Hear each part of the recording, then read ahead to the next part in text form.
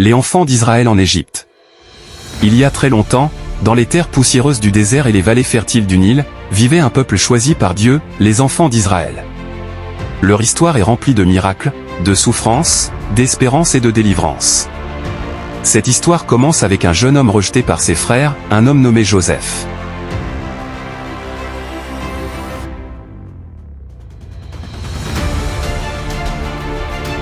Le jeune homme vendu par ses propres frères. Joseph était le fils bien-aimé de Jacob. Son père l'aimait tellement qu'il lui offrit un magnifique vêtement de plusieurs couleurs. Mais ce cadeau provoqua la jalousie de ses frères. Joseph faisait souvent des rêves mystérieux. Dans ses rêves, il voyait ses frères se prosterner devant lui. Quand il racontait ses rêves, ses frères devenaient encore plus furieux. Un jour, alors qu'ils gardaient les troupeaux loin de la maison, ils décidèrent de se débarrasser de lui. Certains voulaient le tuer. Finalement, ils le jetèrent dans une citerne vide avant de le vendre à des marchands qui partaient vers Égypte. Joseph fut emmené comme esclave dans un pays étranger. Ses frères rentrèrent chez leur père avec son vêtement taché de sang d'animal. Jacob pleura pendant des jours et des nuits, croyant que son fils avait été dévoré par une bête sauvage. Mais Dieu avait déjà préparé un plan extraordinaire.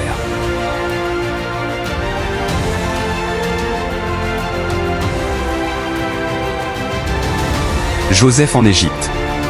En Égypte, Joseph fut acheté par un officier important du pharaon nommé Potiphar.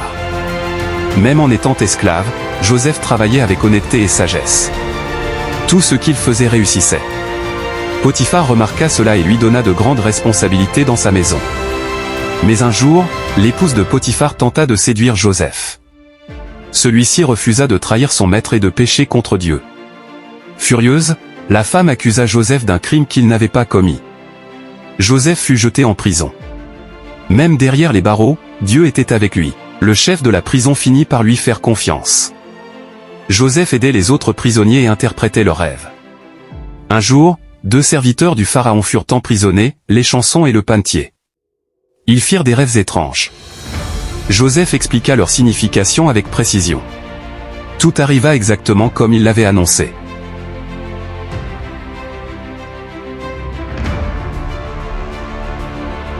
Le rêve du pharaon.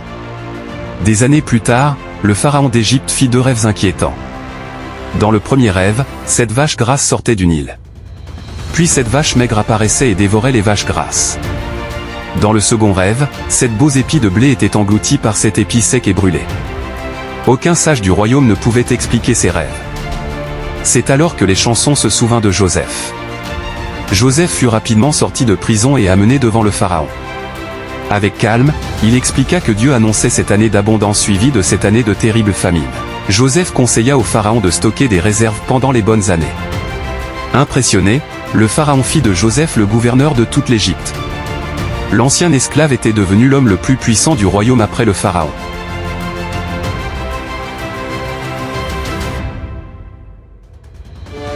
La grande famine. Comme Joseph l'avait annoncé, la famine arriva. Dans plusieurs pays, les récoltes disparurent. Les familles souffraient de la faim. Même la famille de Jacob manquait de nourriture. Jacob envoya donc ses fils en Égypte pour acheter du blé.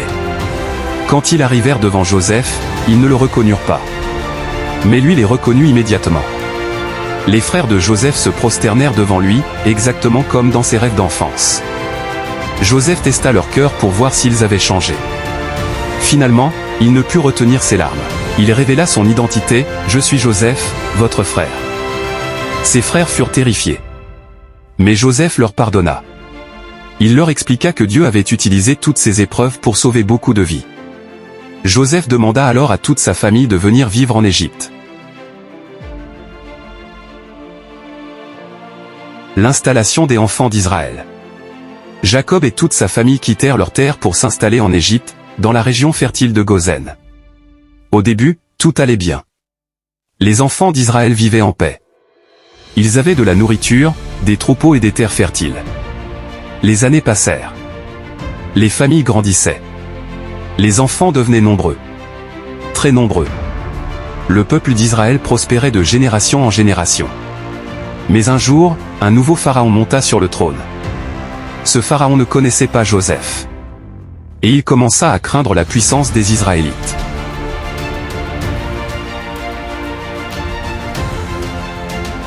Le début de l'esclavage. Le pharaon regarda le peuple d'Israël et dit à ses conseillers, « Ce peuple devient trop nombreux. S'il se révolte contre nous, il pourrait devenir dangereux. » Alors il prit une décision terrible.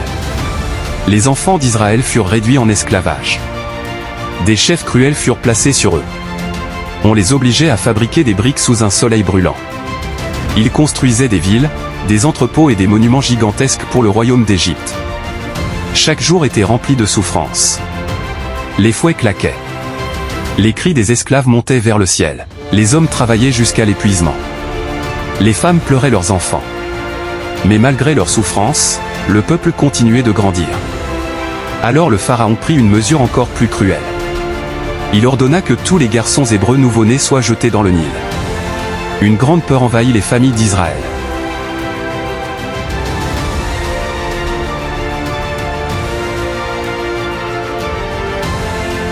La naissance de Moïse. À cette époque naquit un enfant spécial, Moïse. Sa mère le cacha pendant 3 mois. Mais lorsqu'elle ne put plus le cacher, elle plaça le bébé dans un panier recouvert de goudron et le déposa parmi les roseaux du Nil. La sœur de l'enfant surveillait discrètement le panier. Peu après, la fille du pharaon vint se baigner au fleuve. Elle aperçut le panier. En ouvrant le couvercle, elle vit le bébé pleurer. Touchée de compassion, elle décida d'adopter l'enfant. Ainsi, Moïse grandit dans le palais du pharaon. Il reçut l'éducation des princes d'Égypte, mais au fond de lui, il savait qu'il appartenait au peuple hébreu.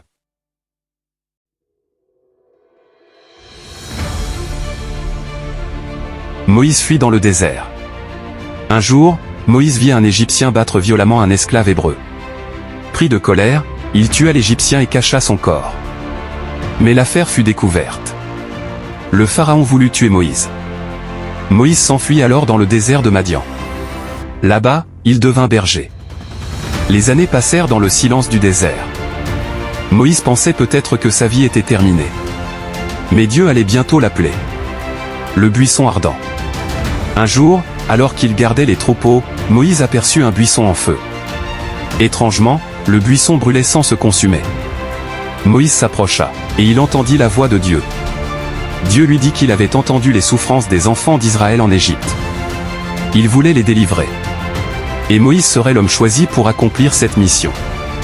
Moïse eut peur. Il se sentait incapable. Mais Dieu promit d'être avec lui. Alors Moïse retourna en Égypte. Moïse face au pharaon. Moïse se présenta devant le pharaon avec son frère Aaron.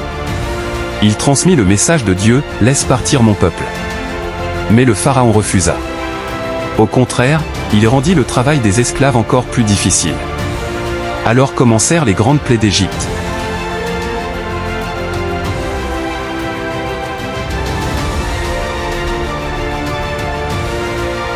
Les 10 plaies d'Égypte. Le Nil fut changé en sang. Les grenouilles envahirent les maisons, des moustiques et des mouches couvrirent le pays. Les troupeaux moururent. Des ulcères frappèrent les habitants, et la grêle détruisit les récoltes, les sauterelles dévorèrent ce qui restait, les ténèbres couvrirent le pays pendant plusieurs jours, mais malgré tout cela, le pharaon refusait toujours de laisser partir Israël, enfin vint la dernière plaie. Cette nuit-là, chaque famille hébraïque reçut l'ordre de sacrifier un agneau et de mettre son sang sur les portes de leur maison. Pendant la nuit, la mort frappa les premiers-nés d'Égypte. Cette nuit devint la première Pâque. Le pharaon, brisé par la douleur, accepta finalement de laisser partir le peuple.